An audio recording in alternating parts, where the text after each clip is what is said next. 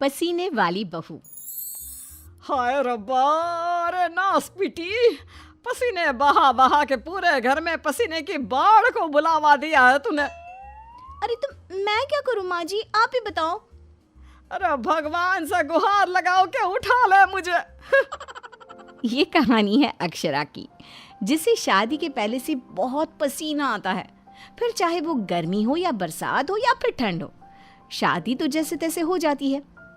अक्षरा के पति रणवीर को ये बात पता नहीं होती कि अक्षरा को इतना ज्यादा पसीना आता है, और ना ही उसकी सास कौशल्या और ससुर ब्रिजमोहन को पता था। लेकिन वक्त के साथ साथ कुछ ही दिनों में अक्षरा के पसीने से सभी को काफी दिक्कत होने लगती है। तो चलिए होते हैं रूबरू इस पसीने वाली बहू से। बहू, अरे ओ अक्षरा बहू, कहाँ मर गई?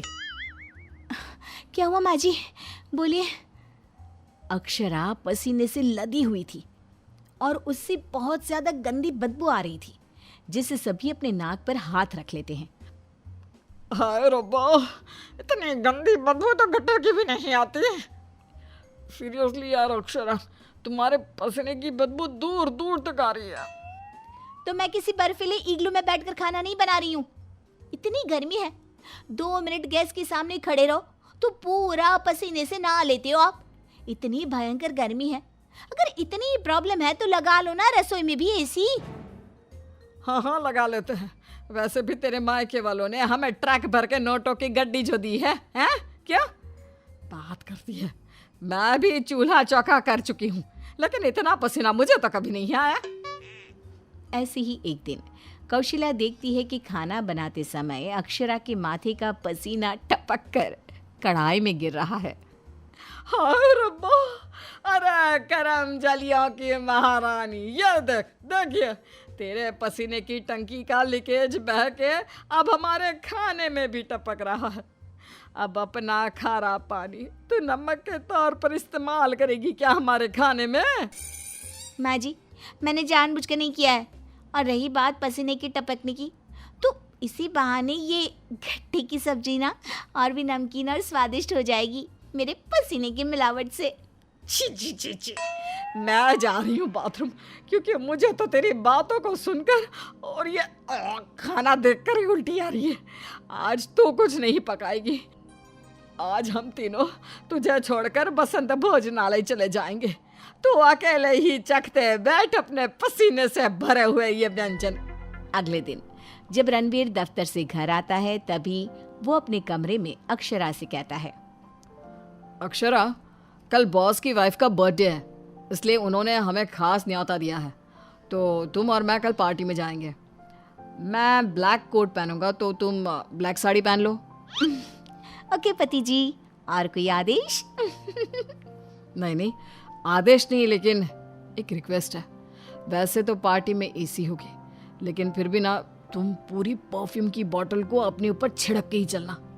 एक क्या, मैं तो कहता हूँ 5 चाय बोतल को छिड़क लो ना, क्योंकि अगर किसी ने तुम्हारे पसीने की बदबू को सूंघ लिया ना तो फालतू में सीन क्रिएट हो जाएगा वहां पर, ठीक है? मुंह टेढ़ा करके अक्षरा जवाब देती है, ठीक है, लगा लूंगी, खुश। अगले दिन पार्टी के लिए अक्षरा सच में 5 परफ्यूम की बोतल को अपने ऊपर छिड़क कर सज धज के रणवीर के साथ पार्टी में चली जाती है। पार्टी में एसी थी, इसलिए पहले के 15 से 20 मिनट तो कुछ भी नहीं हुआ, लेकिन उसके बाद से जो अक्षरा को पसीने छूटने शुरू हुए कि बस वो पसीने से भीग कर गीली होती ही जा रही थी, और उसकी बहुत गंदी बदबू भी आने लगी, जिसको सुनकर पार्टी के गेस्ट आपस में बात करने लगे। अरे ये इतनी गंदी बदबू कहाँ से आ रही है? शायद किसी के जुराबों की गंदी बदबू है ये। जुराबे नहीं, मामला कुछ और ही है जनाब। इतनी बड़ी 5 स्टार पार्टी में पता नहीं कहाँ से घुस गया कोई गटर का कीड़ा। तभी रणवीर अक्षरा को धीरे से कहता है, तुम्हें कहो तो ना परफ्यूम, पाउडर और साबुन से 10 बार नहाना। लेकिन तुम्हें तो पता है ना कि मुझे पसीने छूटते ही हैं, चाहे कितना भी कुछ भी कर लूं। और उनकी ये बात बगल में खड़ी एक बूढ़ी औरत सुन लेती है और वो बवाल मचा देती है। अरे बाप रे, ये गंदी महक तो यहाँ से आ रही है। रणवीर की बीवी से देखो तो पूरे कपड़े भीग गए इसके पसीने से। सभी रणवीर और अक्षरा पर बहुत हंसते हैं। रणवीर घर जाने के बाद अक्षरा को खूब डांटता है। मिला देना पानी में मेरी पूरी मेहनत से कमाई हुई इज्जत। अरे अक्षरा बहू, किस मिट्टी की बनी हो तुम, जो पसीने का झरना बहता ही रहता है तुम्हारे बदन से 12 महीने और 2400 घंटे नॉन स्टॉप। अरे अभी तो इस कलमुहे के कलेजे को ठंडक पड़ी होगी। लोगों के कुंडली में मार्केश दोष होता है, लेकिन हमारी बहू की कुंडली में पसीना दोष है। अक्षरा को अपने ससुराल वालों की बातें सुनकर बहुत बुरा लगता है, लेकिन फिर भी वो कुछ नहीं कहती और अपने पसीने बहने को अपनी गलती मानकर चुप रह जाती है। दिन बीतते जाते हैं, गर्मी का प्रकोप बढ़ते जाता है और अक्षरा के लिए गर्मी और भी बड़ी मुसीबत बन जाती है।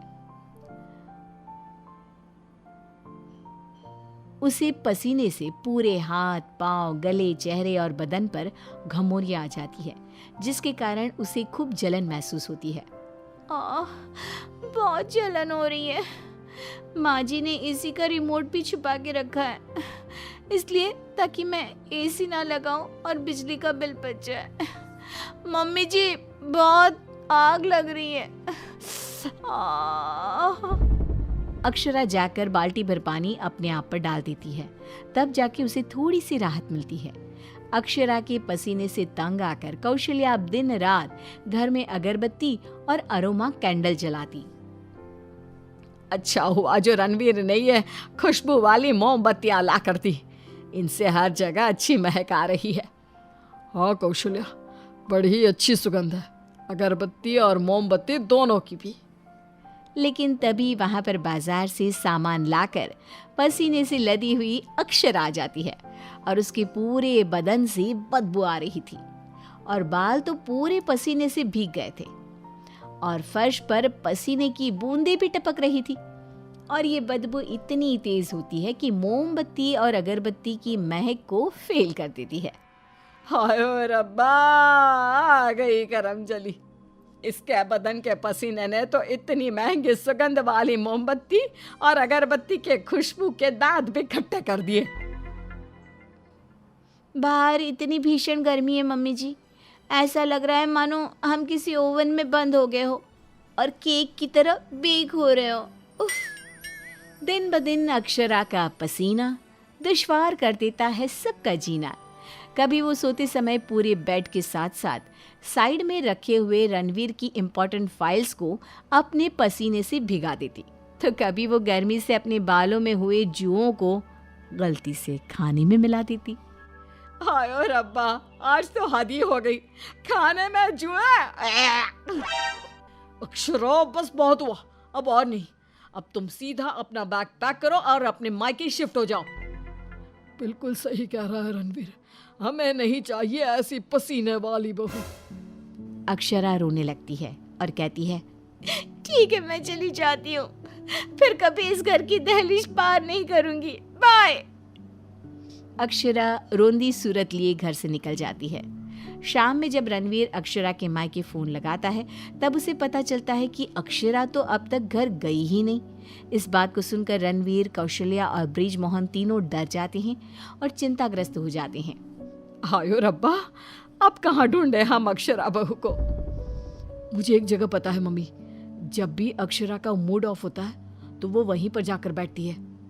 रणवीर, कौशल्या और ब्रिजमोहन तीनों एक नदी के किनारे जाते हैं, जहां रात के अंधेरे में अक्षरा नदी की साइड की बेंच पर बैठे हुए बिलख बिलख कर रो रही थी। रणवीर तुरंत जाकर अक्षरा के गले लग जाता है और उससे तीनों माफी मांगते हैं। अक्षरा, हमें माफ कर दो, तुम्हें पसीना आना नेचुरल है, लेकिन तुम जानबूझकर नहीं करती हो ये, और हमने तुम्हें गुस्से में क्या क्या नहीं कहा। हाँ अक्षरा बहू, प्लीज माफ कर दे बेटा।